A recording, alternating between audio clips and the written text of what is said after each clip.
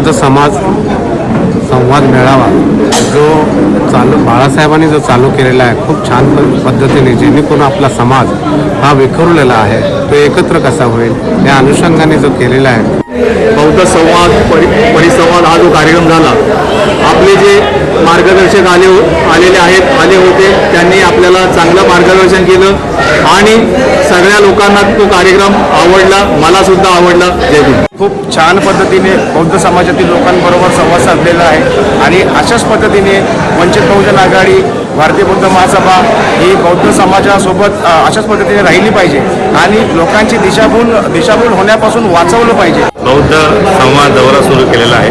तो खरंच प्रत्येक बौद्धाला प्लॅटफॉर्म देतोय त्याचे विचार मांडण्यासाठी.